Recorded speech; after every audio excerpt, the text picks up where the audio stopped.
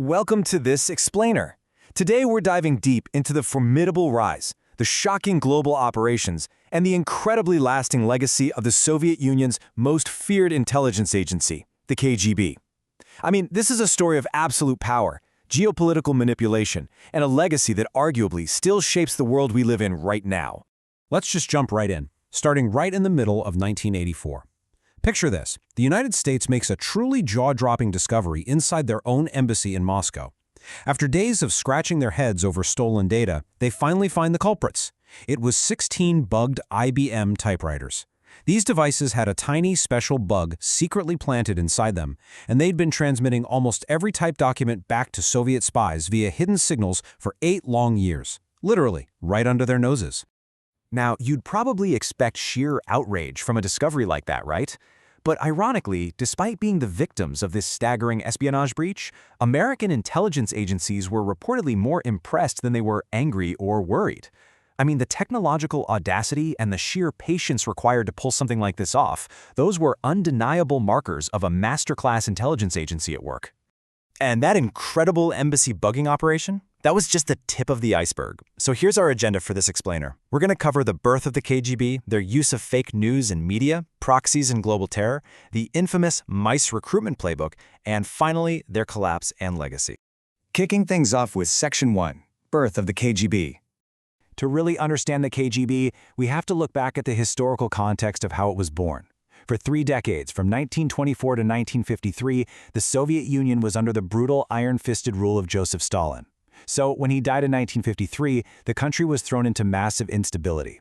Enter Nikita Khrushchev.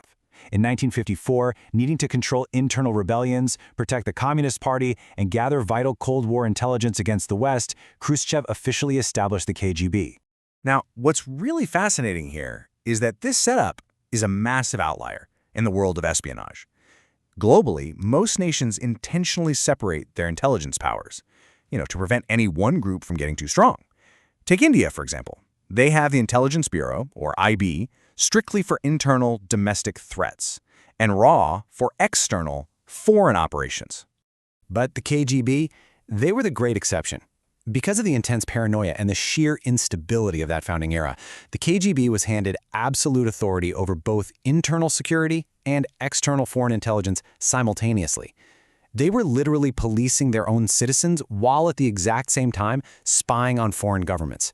This dual mandate made them uniquely and terrifyingly powerful. Moving right along to Section 2, Fake News and Media. So with all that unprecedented, centralized power, the KGB expertly manipulated global politics way before the internet even existed. According to the massive archives smuggled out by KGB defector Vasily Mitrokhin, the agency launched a huge initiative in the 1960s known as Operation Depot. The primary goal here was to pull India away from the United States and firmly into the Soviet sphere of influence. And how did they do it? By heavily funding left-wing organizations and political leaders like the CPI's Rajeshwar Rao and using really aggressive media management to help secure Indira Gandhi's election. And this wasn't just some casual propaganda effort either. The sheer scale of it was mind-boggling. By 1973, the KGB had systematically planted an astounding 3,789 fake articles in Indian newspapers. Their focus was pretty simple: praise Gandhi's socialist policies as heroic and just viciously defame opposition leaders and American policies. The real-world damage of all this disinformation was staggering. They even went so far as to forge a letter falsely claiming that a prominent leader, S.K. Patel, was taking illicit money from Pakistan to undermine the government. This single piece of weaponized fake news completely destroyed his political career. It caused him to lose his 1967 election, which essentially cleared the path for the politicians the Soviets favored. Meanwhile, right next door in Pakistan, they tried a similar trick with something called Operation Rebus. The KGB planted fake letters to convince Prime Minister Zulfikar Ali Bhutto that the U.S. ambassador was secretly planning a military coup against him. The idea was to push Pakistan toward the Soviets, but wow, did it backfire spectacularly. Bhutto's resulting paranoia and his massive crackdown ironically alienated his own military leadership, and that led to a real, actual pro-U.S. coup by General Zia-ul Haq in 1977. This brings us to Section 3, Proxies and Global Terror. The KGB certainly didn't stop at just forging letters. They operated deep in the shadows, using highly dangerous proxies to destabilize Western Europe and the Middle East. For instance, they provided safe, operational bases in East Berlin and Budapest for infamous terrorists like Carlos the Jackal, even after he executed the massive 1975 OPEC hostage crisis in Vienna. On top of that, in 1979, they signed a secret agreement with Libya's Muammar Gaddafi, literally agreeing to train intelligence officers and fund insurgent groups specifically designed to target the US and its allies like Israel. Let's dive into Section 4, the MICE Recruitment Playbook. Now, to pull off these massive, incredibly complex operations across multiple continents, they obviously needed exceptional agents on the ground. Because you can't just walk up and ask people to commit treason, right? You have to manipulate them into it. The KGB used a highly structured acronym to identify, groom, and recruit potential candidates all over the world. In the espionage community, this chillingly effective psychological framework is known simply as MICE. This playbook is an absolute masterclass in human psychology. First, M is for money. They target individuals drowning in debt, like the infamous spy Rudolf Abel. I is for ideology, recruiting Western students and intellectuals who sympathized with communism. C stands for coercion.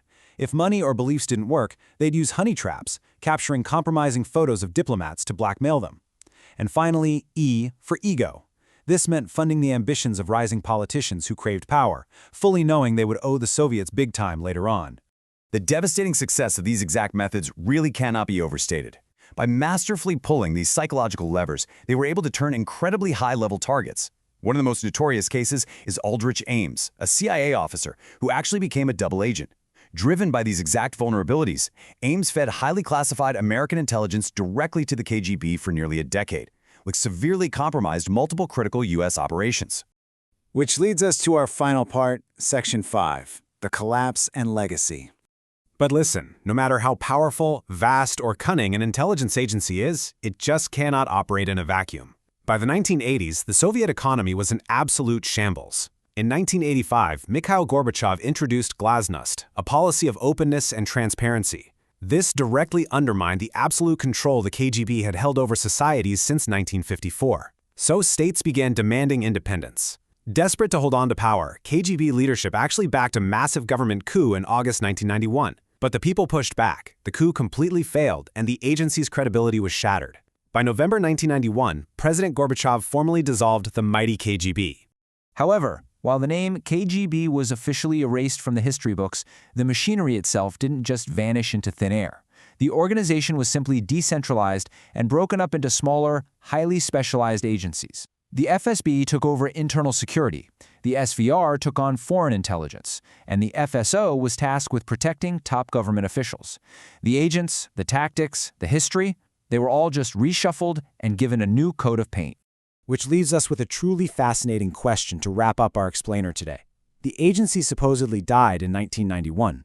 Yet if you look at Russia today, former agents, including President Vladimir Putin himself, and the leaders of the deeply powerful National Security Council are entirely in charge. So we really have to ask, did the KGB actually collapse, or did it simply evolve into the state itself? Thanks so much for joining me, and as always, keep questioning what you see.